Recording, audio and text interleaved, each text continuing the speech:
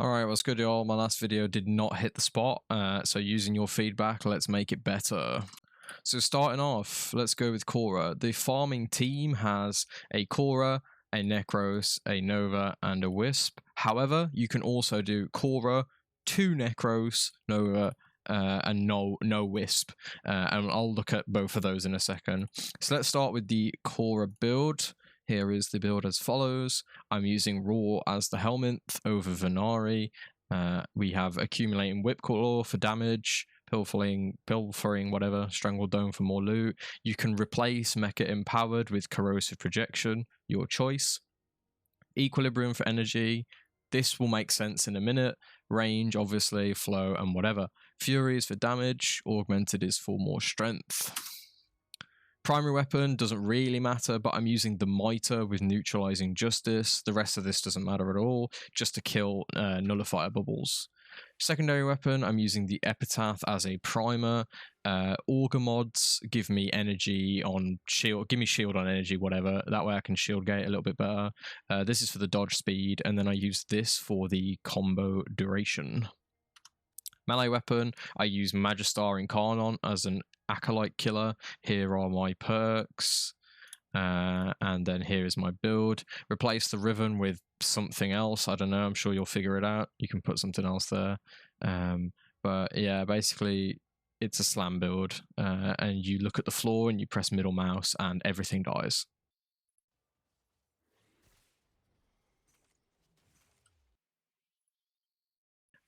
For the focus school, I use Naramon. Oops, not Yonaru. Naramon, as it decays combo by 5 instead of deleting it completely, which is very nice. We will come back to Venari in a second. And then the Whipclaw build, I'm using melee Vortex with a magnetic toxin build. The toxin allows us to go with Argon continuity, which gives us corrosive as well. Magnetic works with Vortex, and then CO because we're proccing like 3-4 different elements. You can replace this with Prime Pressure Point, but you'll lose a little bit of damage. Elementalist works with the toxin, and the rest of this is pretty self-explanatory. You can also use melee exposure for a raw damage build, but I quite like melee vortex. Now for companions. Venari Prime, the most important thing on here is Tenacious Bond. Everything else is kind of mid. You can also slot the Fire Rate Bond mod, Reinforced Bond, if you're able to get to 1200 shield, which I cannot. Venari Claws, make sure you slot Bite, that way Tenacious Bond will proc. For the companion, you do want to use the Chaser Kubro, especially if you're solo farming. However, you can replace it with Sahasa Kubro for the Dig perk. The build for Chaser is as follows. You need Retrieve, as that gives you extra loot, Resourceful Retriever to double the loot, Fetch, obviously, and Tenacious Bond. Those are the most important things. Now, the claws, you need Bite for the crit chance to work with Tenacious Bond.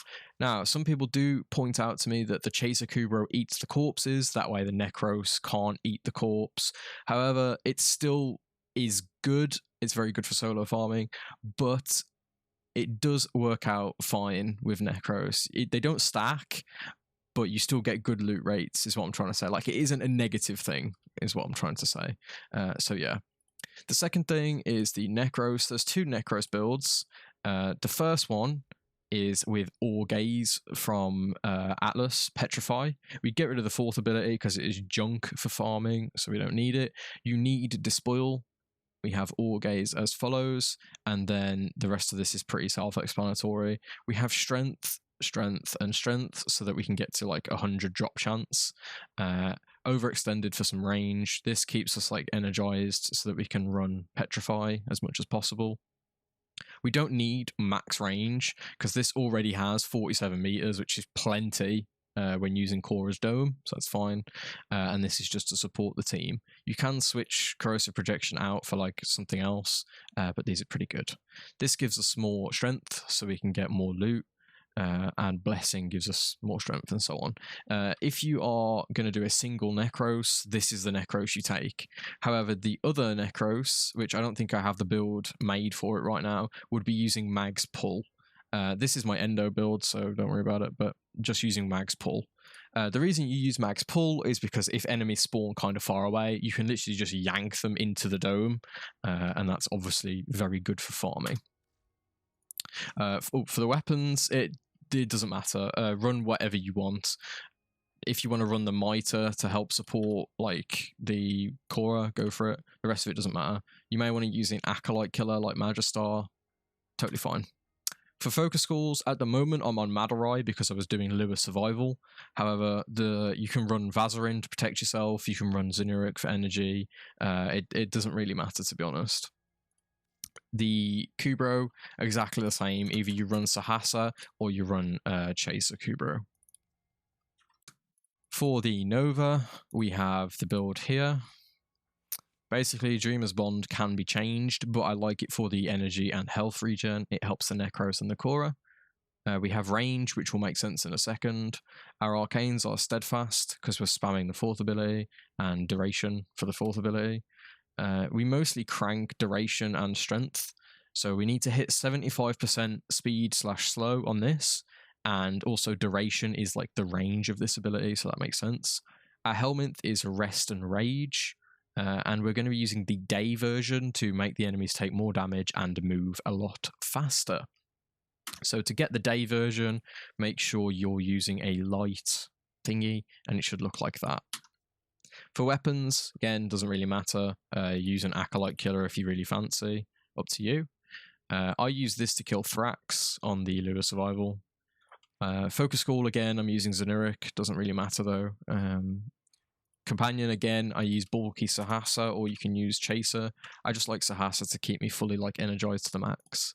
And then finally, we have like Wisp. Now, my Wisp build is terrible, like really, really bad.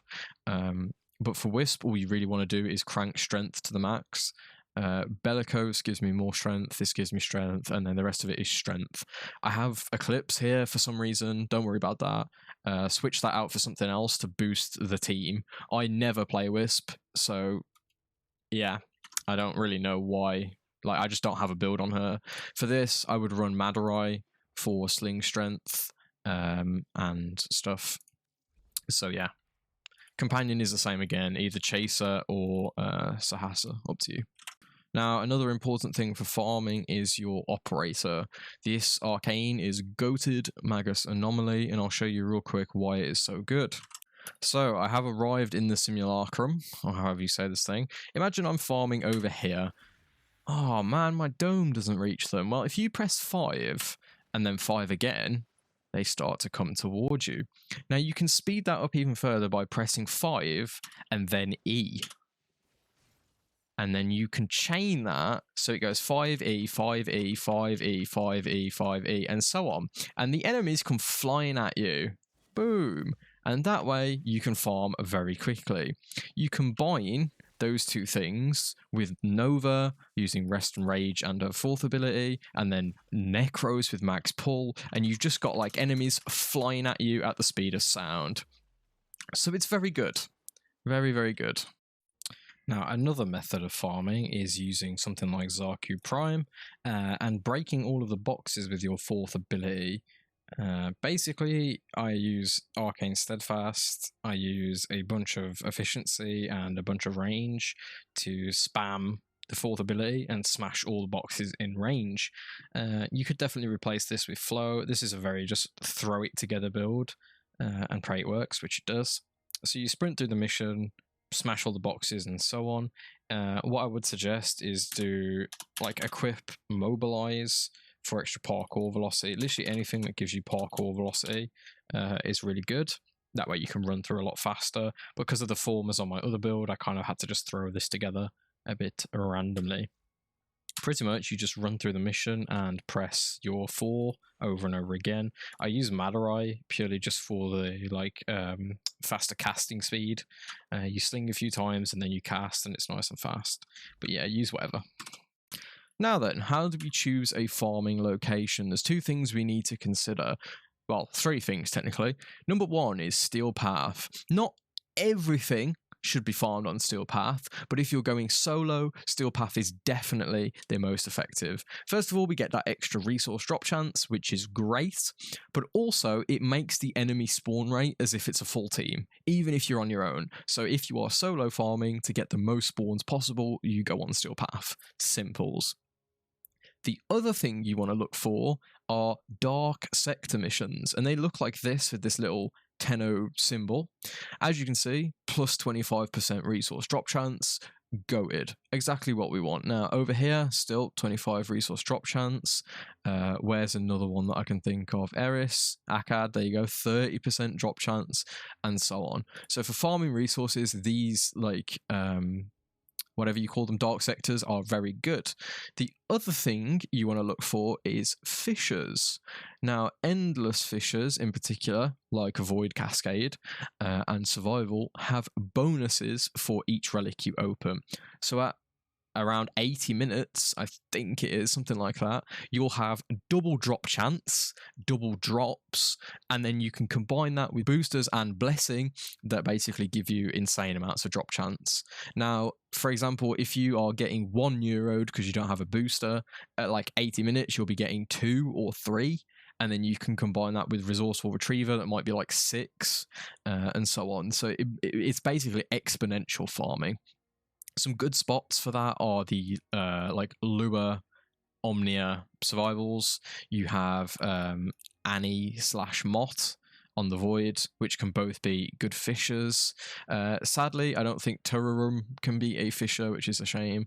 But yeah, there's some really good like fissure spots on the map. And also like Void Cascade is something I'll mention again a bit later.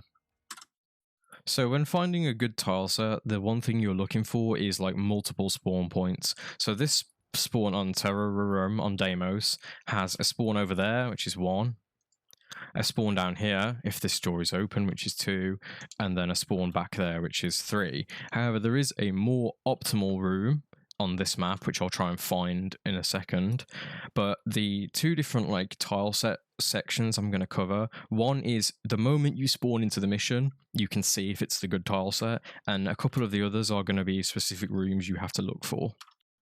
So this is the other optimal room on Terrorem Deimos. It is the most effective. It has a giant tree in the middle.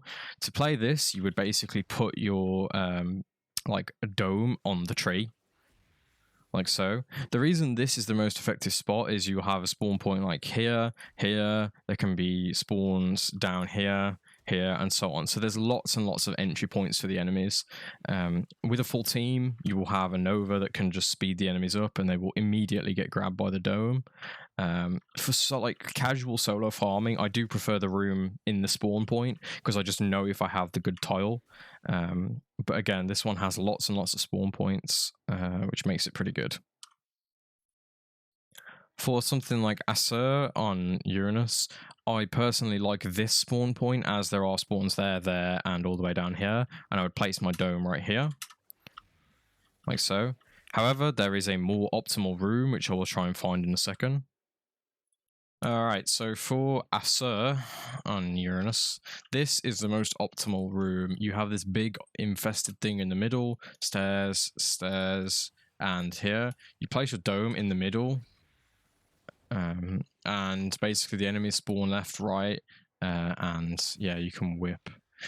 This tile is kind of hard to find. There's no indicator for where it is, and this is what it looks like on the map. So yeah, and you just sit and whip, basically. Pretty simple. So a quick 10-minute farm of Assur on Uranus has garnered me this much resources. Bearing in mind I spent the first like 3 minutes running around looking for the tile and just recording generic junk. This is pretty decent rates, not bad. So yeah. Another tile set you might want to look at is Zabala on Eris. This one gives some decent stuff. Neurodes, Nanospores, Plastids, Mutagen, and it has 30% resource drop chance. So I'll show you the spot now. Okay, so we are here on Zabala, and here is the tile you're looking for. It is a big hole in the floor. Now, essentially, you just put the dome in the middle, and the enemies will run into it, and you can whip them, like so. Easy peasy. The reason this is good, there is spawns like here and here, and they are rapid on this map. Like, look at this, dude. It's crazy. Ignore the random drones that are following me around. It's like Cephalon Suda or whatever. Now, there's some nerdy thing you can do as Nova, where you jump in the air, point downwards, do an antimatter drop, and then place a med tower on top of it. The med tower is from one of the, like, air support charges, but I don't have it on right now. I have Orokin Eye, and that can help you, like, stand up here instead, which is always nice. But for now, I'm just chilling in the middle. This is a great spot, and I'll show you my rates after 10 minutes. So, after 10 minutes of Zabala, we have got 200k nanospores, 26 Neurodes. Let me just recast this. Oop, there we go. 8k Plastids and 14 mutagen samples. Mostly like Nano and Plastids you're going to get from here. Neurodes I would farm elsewhere, but we'll look at that in a minute. Another good spot is Annie on the Void, or Mott, depending on if either of them are a Fisher. Mott has nullifier enemies, which are very annoying. So if you're just passive farming with no Fisher, go for Annie. If you see a Fisher on Annie, go for it. Farm like crazy. You get tons of Ferrite and control modules from here. So it's great. You also get a decent amount of Rubedo. What you're looking for is not this spawn. It is instead this spawn. If you spawn in this room with a big door in front of you, you are good to go. Now, the reason this is good is there's a spawn down there, a spawn back there, a spawn over there, and so on.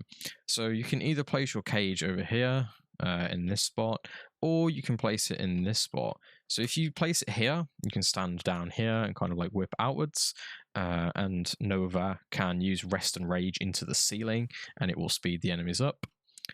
Alternatively, you can put the cage sort of like in this area and stand back here for a more casual solo farm. I don't really need to show the rates for this map, as we have all seen and played Void Survival at least once, but you can see the enemies swarming in relatively quickly. So yeah, if you just kind of give them a smack, get some energy going. There we go. Nope. And yeah, you start to get ferrite out the wazoo, mate. I have loads because I've done this survival quite a lot. This is my like casual steel path, steel essence farming spot. I just chill out and whip the enemies. But yeah, as you can see, I'm already getting tons and tons of control modules and what's it called? Ferrite. So yeah. So after a quick 5-minute farm, I'm already at 40k and 200 of these things. So yeah, it is very efficient. So for Ophelia on Uranus, the room you want is the Elite Sanctuary Onslaught room. It looks like this. It's got this thing in the middle. You want to go down here to these stairs and place your dome here at the base of these stairs. Oh god, I'm being murked. There we go. So, whip the enemies up. Let me build some combo. There we go. I've run out of energy though. There we go. So, this spot is very good, as there is a spawn up there, a spawn back there, a spawn there, there, and over there. Now, you basically sit here and whip. This is a very good spot for a Gallium. There is better, but it's still very good. But most people are going to come here for either Polymer or Tellurium, however you say that. Tellurium, that one. The red stuff. So yeah, you can just kind of chill out and whip. It's a very simple spot. Not very hard to find there. I've already got some Tellurium. However, you may want to use Magus Anomaly for this one, because there's various spots the enemies can get stuck. One of which is like back here. I'm going to whip real quick. What the hell? Here, so they can get stuck back here, and they also get stuck behind these boxes. So it's kind of important that you regularly be whipping and nay-naying. Oh my god, I'm so cringe. Yeah, so kill the enemies good. And so after a very suboptimal 5 minutes where I went to go make a lunch, I have 28 Gallium, Plastids, Polymer Bundle, and 8 Tellurium. So yeah, it's pretty good. Alright, so another node that's pretty good is the Circulus on Lua, or the other Conjunction Survival. I forgot what it's called.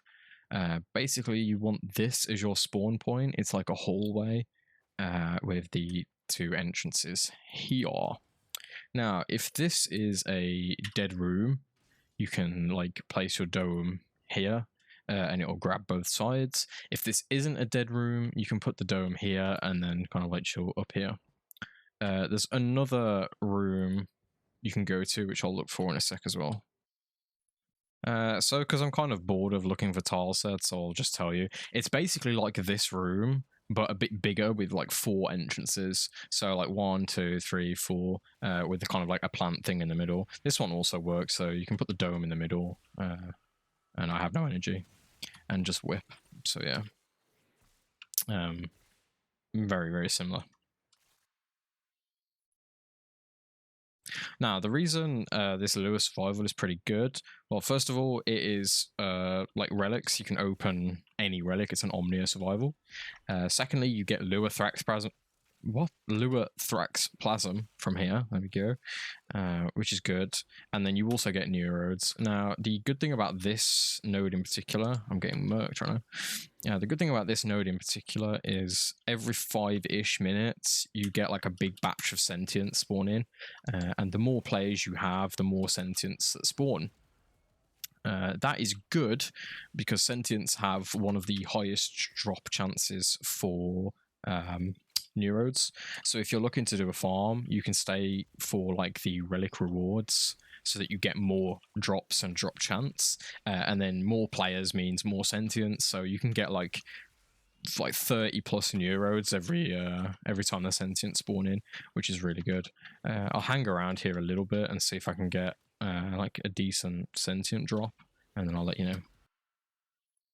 Okay, so when you hear the little bloop bloop sound at around 5 minutes, that means the sentients are coming. Let them get grabbed by the dome, and then whip them. And yeah, as you can see, I got only 2 Neurodes from that. Oh, hello there. Only 2 Neurodes from that, but because I'm solo, there's less like enemies spawning. But we're already at like 5-ish minutes, and I have already got 12 Neurodes. Without a booster, that would be like 6 every like 5 minutes or something like that. So yeah, it's pretty good farm. Also, you do get a decent amount of Ferrite here, but Annie on the Void is much better. Now, but most importantly is these resource drop chance thingy-majiggies and resource drops. The more relics you open, the more you get, and so on. But I'm not in the mood for a long survival right now, so I will call it here. The next map I'm going to cover is this Dark Sector Chimera on Jupiter. It has the same tile set as Alara, but it has the Dark Sector bonus. So you're looking for this spawn outside, and this ramp thingy. Pretty much you place the dome here, the enemies will spawn there, there, and there, and just like that, it is perfectly fine. Now, unfortunately, this tile cannot get, or this mission cannot get a fissure to it. Alara can, so if you see an Alara fissure, go ahead and farm it. But for the meantime, we can just go back here and whip, whip, whip. And yeah, you get plenty of stuff. This place is pretty good for the neural sensors, Salvage, and Hexanon. So yeah, pretty good. As I say, and don't get a single neural sensor, but you get the point. So after a chill 5 minutes, I'm looking at 14 neural sensors, 52k Salvage, and oh, hello there, pal. Just put this down real quick. So yeah, we're looking at kind of like, oh my god, leave me alone. 2 of those a minute at least. 10k a minute and almost, you know, a decent amount. So yeah, when you get Acolyte spawns, by the way, just go forward slightly. And yeah, and there's another 2 neural sensors, by the way. So yeah, it's pretty good. So let's start with common resources. For alloy plate, you want to go to your Chimera on Jupiter. That way you can also farm neural sensors at the same time. For Ferrite, your best option is Annie on the Void. However, you can also do the Lua Survival with an Omnia Fissure, and that way you get Neurodes at the same time as well. For Nanospores, you can do Oestrus on Eris for the super nerdy strategy, or you can do Zabala on Eris for a really good Nano and Plastid farm. For Salvage, we're doing the Chimera on Jupiter again. Again, you can farm neural sensors at the same time. And Trati Obals are on Deimos in the new areas. Just use the box break in Zarku and smash everything. For uncommons, we have Circuits, and you want to do that on Gabi on Ceres. This is the exact same tile set as Assur on Uranus, so same positions are effective. You can also farm Orokin cells at the same time here, so it's good. Cryotic is from Excavation Fissures. I recommend doing Steel Path Excavation Fissures, as remember, you get Steel Essence, and you open relics, and you get the relic bonuses, so you get more per excavator. Hexanon is obviously on Jupiter, and we are on Chimera. Necrocoils is the Deimos area, box breaker frame, exactly the same. For Oxium, the community is very kind of like in disagreement. However, pretty much any corpus defensive / survival node is pretty good. Alara on Jupiter at about 10 minutes is pretty decent, although you can also do IO on Jupiter, but extract after 5 waves. Pretty much any corpus defense. I know people do Tessera on this map as well, but I really hate that tile set, so yeah, go with Alara on Jupiter. Plastids, there's lots of options. It depends what you want to farm. You can do Assur on Uranus as you want Gallium Polymer Bundle, and same for Ophelia. You also get a lot of Plastids on Ophelia. However, you can also go up to Eris and do Zabala if you want more nanospores, plastids, and a few Neurodes. So it's up to you. You do also have the option of Piscinas on Saturn. However, I absolutely hate this tile set. I think the rooms are terrible, so it's your call. Polymer Bundle will definitely be on Uranus, and you are doing Assur for this one. You can also do Ophelia, but the Dark Sector mission grants more. For Rubedo, you can either do Annie on the Void if you find you need control modules or Ferrite. Alternatively, you can do the Lua Survival if it's an Omnia Fissure. That way you get the relics, you get the Lua Thrax, and so on. Up to you. For Stela, do the Nex on the Deimos area, and make sure you use a box breaker frame and find the Murmur sarcophagus.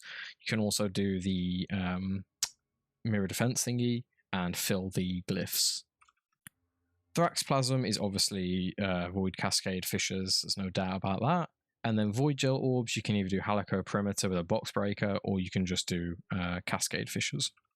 Onto our rare resources, first of all we have Gallium. You can either do Ophelia or Assur, up to you. For Argon crystals, do either Annie on the Void, or do something like Hepit or Test Hub on the regular version with a box breaking frame. Control modules will be Annie on the Void on Steel Path, or if there's a fissure, do either of them, whichever one is the fissure. Next on the list is Morphics, and I think Mars is the best. You can use a box breaking frame on an exterminate mission like Hellas. However, I think Tiana Pass is actually really good for them, because first of all, you're farming the citrine stuff, which takes forever, and secondly, there's so many enemies, so you just get tons of them. I like Tiana Pass, it's great. Next is neural sensors, and you're most definitely going to the Chimera on Jupiter. Good spot. For Neurodes, personally, I suggest doing the Lua Survival. If you have a full team, that spawns more sentience. More sentience means more Neurodes. However, you can also do the Dark Sector on Eris if you fancy getting nanospores and plastids. Totally up to you, depending on what you need. For Orokin cells, there's lots of different options really, but the best one is Gabi on Ceres. Again, this is the same tile set as Assur on Uranus, so find the exact same spots and you get lots. Also, plus 35% drop chance, so yeah, it's good. For our last two, we have, first of all, Tellurium. It doesn't show it on this list, but you can get it from Ophelia on Uranus. And then finally, Entrati Langthorns, and I recommend doing Cascade Fissures or Halico Perimeter with a box breaking frame. just to quickly cover our last 3 research things. Detonite ampules, get them on Ophelia. The thingamajiggies, the Fieldren samples, you get them from literally any place. They spawn in absolute mass. So I'm honestly just going to suggest some random place on Venus, like V Prime. And then finally, mutagen samples. My personal favourite spot is Terrorem on Deimos. If you only need a few, I recommend HIF. Now, I'm not going to go through all the random bits and bobs, so if you find this useful, if you think this has been improved, leave me a like and a comment. Unlike some Warframe creators, I can take criticism, not shading anybody, of course. But anyway, yeah, if you enjoyed, like, sub, comment, and I'll see you guys in the next one.